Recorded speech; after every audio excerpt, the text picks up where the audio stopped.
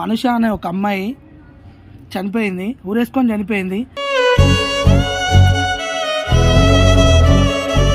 ఇంతగానో ఊరేసుకునే పరిస్థితి ఎందుకు వచ్చింది? లవ్ మ్యారేజ్ చేసుకుంది.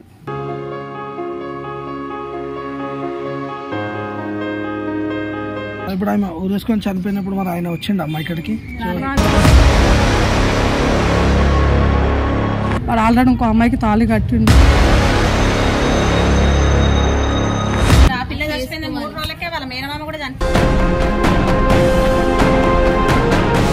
దగ్గరకు వచ్చిన టార్చ్ వచ్చి చూస్తే బెడ్ మీద లేదు, మళ్ళీ ఇటు పోయి చూసే వరకు ఇటు లేదు.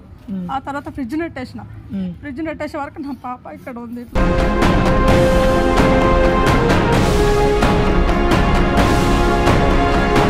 నాకు జరిగిన అన్నం ఎవ్వరికి జరగవద్దు, నా బిడ్డకు జరిగిన అన్నం ఎవ్వరికి జరగవద్దు.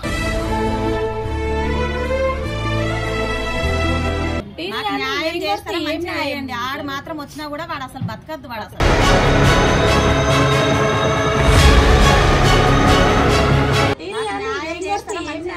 ఆడు మాత్రం వచ్చినా కూడా వాడు అసలు బతకద్దు.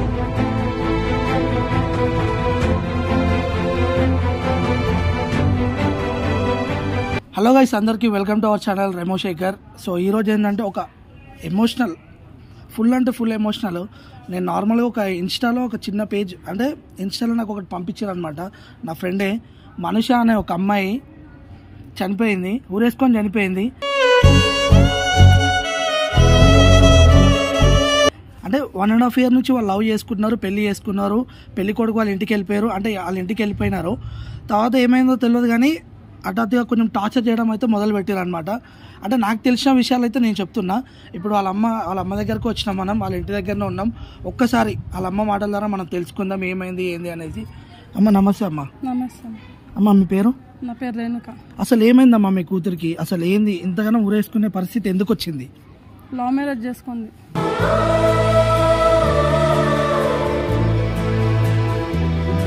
ఓకే. ఆమె లవ్ మ్యారేజ్ చేసుకొని ఫస్ట్ నేను చెప్పిన అమ్మాయి ఫస్ట్ అన్ని లవ్ చేస్తున్నా అని చెప్పింది. చెప్తే వద్దమ్మా వాడు మంచోడు కాదు, నేను ఎంక్వైరీ చేసిన, వాడు ఆల్రెడీ ఇంకో అమ్మాయికి తాళి కట్టిండు, ఆ అమ్మాయికి అవసరానికి వాడుకున్నాడు. అమ్మాయిని తీసుకొని ఓయో రూమ్ తీసుకుపోతుంటే తర్వాత ఆ తాళి పసుపు కొమ్మది తీసి డిక్కులో పెట్టుకున్నాడు అన్న విషయం నాకు తెలిసింది. అట్లా వాడు మంచోడు కదమ్మా, వద్దు నీ లైఫ్ ఖరాబ్ చేసుకోకు, వదిలేసుకో అని చెప్పిన. నేను చెప్పిన. చెప్పంగానే మళ్ళీ ఒక 1 month ఆగింది నన్ను. 1 month ఆగేం చేసింది, ఇక మళ్ళీ మళ్ళీ ఒకసారి ఆలోచించు మమ్మీ అంటే, మంచోడు అంటే ఇంకేమన్నా ఆలోచించవచ్చు కదమ్మా, వాడు మంచోడు కాదు వద్దు అని చెప్పిన. చెప్పంగానే మళ్ళీ ఏం చేసింది, సరే అని గమ్మున అయిపోయింది. ఎక్కువ మనుషులను ఇబ్బంది పెట్టదు ఆమె, గమ్మునుంది. గమ్మునున్న తర్వాత నేను కూడా సైలెంట్ కూకున్నా, ఏమనలేదు. ఆ రోజు నేను డ్యూటీకి వెళ్తున్నాను, ఇంట్లో ఎవరు లేకుండా లేరు, నా కొడుకు బయటకు వెళ్ళిండు. మా పాప ఏం చేసింది, మమ్మీ నా డ్రెస్సులు తీసుకొని రా, గుడికి వెళ్దాం ఈ రోజు అని అన్నది. సాటర్డే రోజు. సరే అమ్మ తెస్తా అని అన్న. తర్వాత తెస్తా అంటే ఇక సీరియస్గా చూసాను. సరే తెస్తలేవే అని అన్నాక బట్టలు తీసుకొని ఇంటికి వచ్చేసే వరకు ఏం వేసేస్తాం అంతే. మీరు అటు వెళ్ళేసి వచ్చేలోపు ఊరేసుకొని చనిపోయింది. ఇక ముందు డోర్ కొట్టిన, అమ్మో అని అంటే తీయలే డోర్. మళ్ళా నాకు డౌట్ వచ్చింది, పిల్ల డిస్టర్బ్ అని అంటుంది కదా అని. ఇక అక్కడ వాషింగ్ మిషన్ అడ్డమంటే అది నెట్టేసి ఈ డోర్ దగ్గరకు వచ్చిన. టార్చ్ వచ్చి చూస్తే బెడ్ మీద లేదు, మళ్ళీ ఇటు పోయి చూసే వరకు ఇటు లేదు. ఆ తర్వాత ఫ్రిడ్జ్ నెట్టేసిన, ఫ్రిడ్జ్ నెట్టేసే వరకు నా పాప ఇక్కడ ఉంది. ఇట్లా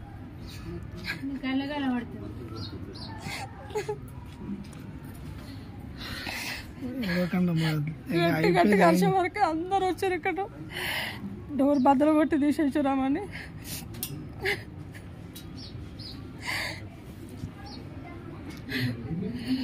ఎవరైనా ఒకరిని ఇంట్లో పెట్టి ఉంటానన్నా కొంచెం బాగుండు అనుకుంటాను.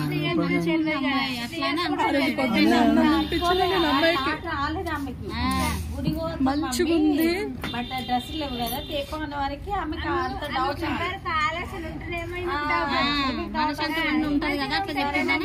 డ్యూటీ వేసుకుంటా అవన్నీ మంచిగా చెప్పేవారికి ఈమెకి ఆలోచన రానియాలి. ఆ పిల్ల మనసులో ఏం పెట్టుకుందో తెలియదు మనకి. ఆ రోజు పొద్దున అన్నం తినిపించాను.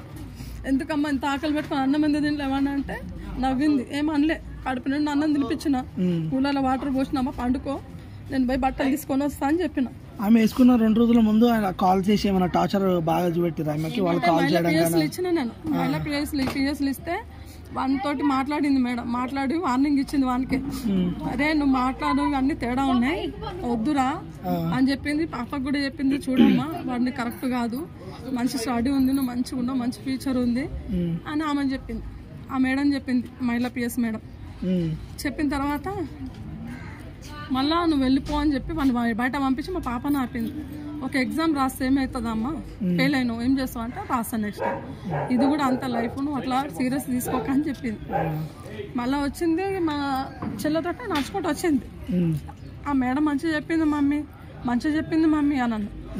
సరే అమ్మా మంచిగా చెప్పింది కదా, అదే ఆలోచించుకో, ఎందుకు అంత ఇప్పుడు నీకు ఏమంత ఏజ్ అయిపోయిందని దాని చేత అన్ని దెబ్బలు తిని ఇంత కష్టం పడడం ఎందుకమ్మా, అంత బలవంతంగా ఉండడం ఎందుకు, ఆలోచించుకో నువ్వు. లేదు నేను ఆయనతోటే ఉంటా అంటే సరే మాట్లాడి పంపిస్తా అని చెప్పింది. నాతో అడిపించింది మా అక్క. అంటే లేదు పిన్ని కొంచెం భయం పెట్టాలి, మంచోడే భయం పెట్టాలి, మనం ఏమనొద్దు అది అన్నట్టు. నీకు ఇష్టం అమ్మ పోతా అంటే పోనీ ఇష్టం, మేము వద్దానన్నాము, ఇష్టపడి చేసుకున్నావు, భరించుకుంటే భరించుకొని ఇష్టం అన్నట్టు. అట్లనే కొంచెం భయం పెట్టాలి, సాధించాలి కదా, ఒక్క మాటే మాట్లాడింది. ఇప్పుడు ఆయన ఊరేసుకొని చనిపోయినప్పుడు మరి ఆయన వచ్చిండు అమ్మ ఇక్కడికి చూడ్డానికి కూడా రాలేదు. ఇప్పుడు అయితే మాట్లాడింది, ఎవరితో ఫోన్ చేసిండు చనిపోయే ముందు ఫోన్ మాట్లాడిందంట. డ్రింక్ రాకుంటే కూర్చున్నారంట పిల్లలంతా పోయేవారికి, పిల్లలు మా కొడుకు వాళ్ళంతా పోయేవారికి డ్రింక్ తాకుంటూ కూర్చున్నాడు. ఇప్పుడు కార్యక్రమం మొత్తం ఇక్కడే చేసారు అంతా, అంటే వాళ్ళు వచ్చి చూడడం కానీ చేయడం కానీ ఏం చేయలేదు. చనిపోయిందని చెప్తేనే అడగలేదు, ఒక్కరు కూడా ఇప్పటికీ అడగలేదు. పోలీస్ కేసు పెట్టారు కదా ఇప్పుడు ఎక్కడ ఉన్నాడు ఆయన, పోలీస్ స్టేషన్ లో ఉన్నాడా? ఏమో అక్కడ జైలుకి పంపించామని అన్నారు, అది నిజమో అబద్ధమో తెలియదు. తలగోరి నేనే పెట్టినా కాబట్టి నాన్న నేను పోయి తెలుసుకోలేకపోయినా, వెళ్తా రేపు వెళ్ళి తెలుసుకుంటా.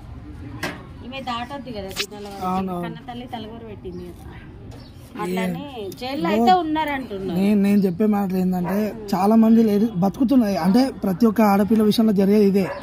బయట చాలా మంది ఇట్లనే బతుకుతున్నారు, మొగుడు లేకపోయినా బతుకుతున్నారు. ఎన్ని ఏం చేసినా అంటే ఆడపిల్లకు ఓర్పు అనేది ఉంటుంది అని చెప్తారు కదా, ఎన్ని కష్టాలు వచ్చినా ఏం చేసినా ఓర్పు అనేది ఉంటుంది. అంటే ఇది ఉండాలి ఆడవాళ్ళకి ఫస్ట్ ఆఫ్ ఆల్. అది ఉంటే సెన్సిటివ్ మైండ్ ఆ పిల్లది. అదే 3 months ఓపిక పట్టి ఏమైనా తెలియదు కానీ ఊరేసుకోవాలంటే చాలా ధైర్యం ఉండాలి. ఆమెకి ఎంత టార్చర్ అనిపించిందో, ఎంత ఏమనిపించిందో తెలియదు కానీ మమ్మీకి కొన్ని విషయాలు చెప్పలేదు అనిపిస్తుంది. ఆ రోజు ఐస్ క్రీమ్ తింటూ ఆమె పక్కనే ఉంది, ఐస్ క్రీమ్ కింద పడేసి ఆమె ఐస్ క్రీమ్ అన్న ఏమైనా ఇష్టమా ఏదైనా ఎక్కువనే తెచ్చి పెడతాను నేను ఇంట్లో. ఆమె అడగంగానే నేను తీసుకొచ్చి పెట్టినాము, తీసుకొచ్చి పెట్టినా తింటూనే చనిపోయింది. చిన్నప్పటి నుంచి ఎంత బాధపడి చదువుకుంది ఆ పిల్లల్ని, భర్త దూరమైన ఆ పిల్లల్ని కష్టపడి చదువుకుంది. అంటే ఆయన కూడా లేడు, ఆయన కూడా చనిపోయినాడా? చనిపోయినా ఆయన ఇప్పుడు ఎట్లా అయింది? ఆయన కయ్యి కూడా హెల్త్ బాగాలేదు, ఆయన కయ్యి కూడా ఈమె పోయిన నెలకే. ఓకే, ఈమె పోయిన నెలకే. సో గైస్ ఈమె ఒక్కతే కష్టపడి ఇద్దరు పిల్లలు, అమ్మనికి మొత్తం 2 పిల్లలు, ఈమె కష్టపడి పెంచి ఇట్లా చేసింది. ఎవడో ఒకడు వచ్చి ఇట్లా తీసుకొని పోయి పెళ్లి చేసుకొని ఇదంతా చేసి అసలు నిజంగా ఎంత టార్చర్ అనుభవిస్తే కానీ ఊరేసుకునే సిచ్యువేషన్ ఉండాలంటే అసలు నిజంగా అంత ధైర్యం ఎట్లా వచ్చిందో తెలియదు. కానీ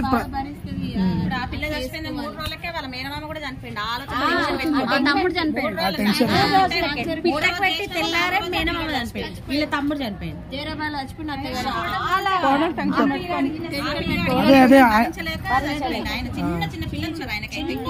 చాలా మంది అంటే కొంచెం మంది చుట్టాలు ఉంటారు, వదిలేసుకొని వెళ్ళిపోతారు. కానీ ఆయన ఎంత ప్రేమిస్తే ఆయన కోసం డిప్రెషన్ ఏడ్చిండు ఆ రోజు, ఫుల్ ఏడ్చిండు. మేము చూసినాము, ఆడోళ్ళ కంటే ఎక్కువ ఏడ్చిండు.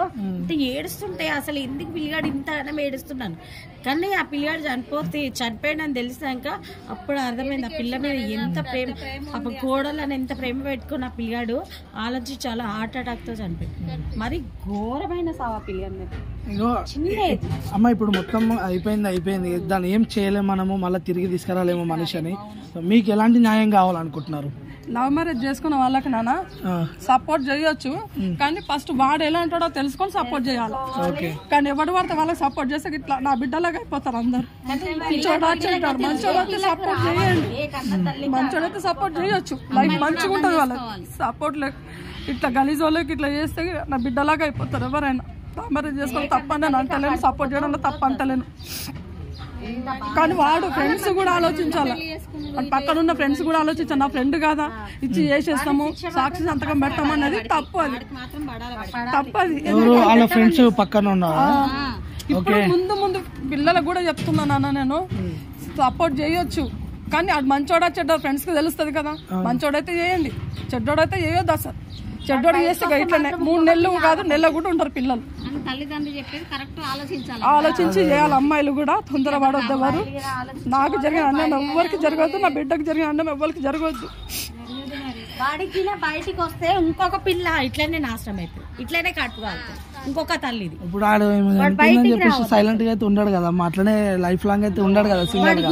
తెలియాలి, ఎందుకంటే కన్న తల్లి కడుపు అన్నది ఎట్లా ఉంటది, అంత పెద్దగా పెంచుకొని ఇంత చాది చెల్లెళ్ళు అందరు ఉంటారు కదా. ఇప్పుడు వాడికి చెల్లుంది, పెళ్లిగాని చెల్లుంది, వాడు అదే స్థితిలో తెలుస్తుంది ఆ బాధ అన్నది ఎంత ఉంటదో, కడుపుకోత అన్నది ఎంత బాధ ఉంటది అన్నది అర్థమైతుంది.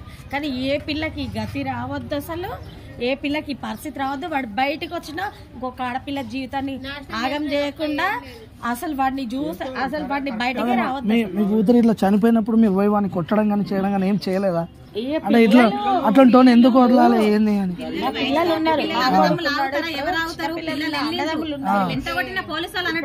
చెల్ల బిడ్డలు కొడుకు. ఇప్పుడు మా పిల్లలు వాళ్ళు వచ్చి చూస్తారు, వీళ్ళు ఏమైనా చేస్తారు అన్నట్టు వాళ్ళు ఉండరు. అవన్నీ కరెక్ట్ కాదు.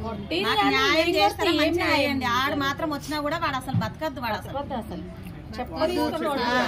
ఓకే, ఇప్పుడు మీరైతే పోలీస్ కేసు పెట్టారు, పోలీసు వాళ్ళు ఏమన్నారు ఇప్పుడు? అంటే వాళ్ళు అంటే పోలీసు వాళ్ళు కూడా చెప్పేది ఏంటంటే వాళ్ళ అమ్మ వాళ్ళు వాళ్ళ ఫ్యామిలీ వాళ్ళు వస్తేనే చెప్తారంట, వీళ్ళ చుట్టాలకు ఎవరికి చెప్పారంట.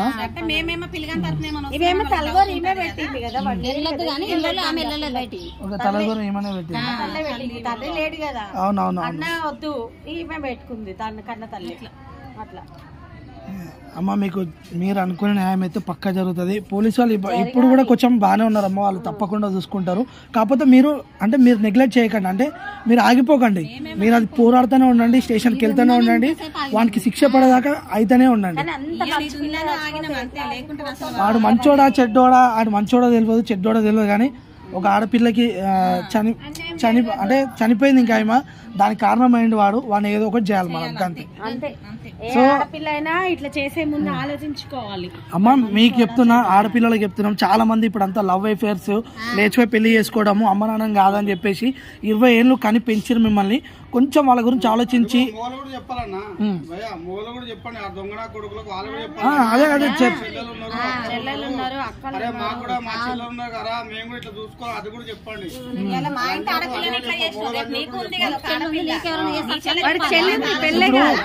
మొగోళ్ళు అనేటోళ్ళు చాలా మంది యాక్ట్ చేస్తారన్న. మొగోళ్ళు ఎట్లున్నారంటే ఆడపిల్ల అంటే చూసిరా అదే కొంచెం మంది ఉంటారు, కొంచెం మంది ఉండరు. కొంతమంది బాడకల వాళ్ళు అందరికీ ఎందుకంటే పోలీసు వాళ్ళని నమ్మినాం కాబట్టి వాళ్ళకి అప్పచెప్పినాం. మా వాళ్ళ మనిషి ఒక దెబ్బేసా వాడు ఎంతసేపు కొట్టాలంటే చట్టం ముందు వాళ్ళు చూస్తారనే కదా మేము ఇంట్లో లాగింది. ఇదైతే కరెక్టే, చట్టం ఎవరికి న్యాయం చేయాలో వాళ్ళకే న్యాయం చేయాలి. సరే పోయింది పోతే పోయింది, మేము నలుగురం కొట్టి కూడా మరి ఆడల మీదకి వచ్చినా మేము కూడా కదా. 20 మంది ఆడల వదిలిపెట్టమను చాలు, అందులో వాళ్ళు న్యాయం చేయలేకపోతే మాకు వదిలిపెట్టాము. ఒకటే మాట నేనది, ఒకటే భయం చెల్లు ఉంది, ఇష్టం లేకపోతే వదిలేయచ్చు కదా, బతుకుతుండే కదా, ఇష్టం లేదని చెప్పొచ్చు కదా. అనిపిస్తుంది అని కూడా జరుగుతుంది అన్న ఒక రోజు. ఇప్పుడు వాళ్ళ చెల్లెకి పెళ్లికి ఏం కాలేదు కదా, ఇంకా అవుతుంది. ఇగో ఆడపిల్ల వస్తారు అనేది మనం చెప్పకపోయినా ఆటోమేటిక్ గా తగులుతుంది. ఎందుకంటే సమాజంలో ఆడపిల్ల అనేది గొప్ప చెప్పాలంటే, మనం చెప్పకపోయినా ఏం కాకపోయినా అదే. అమ్మాయి ఏజ్ ఎంత అమ్మా? 23. 23 ఏళ్ళకే అమ్మాయి అయిపోయింది, ఇంకా లైఫ్ అయిపోయింది 23 ఏళ్ళకే. ఒక లవ్ మ్యారేజ్ వల్ల, ఒక లేచిపోయి పెళ్లి చేసుకోవడం వల్ల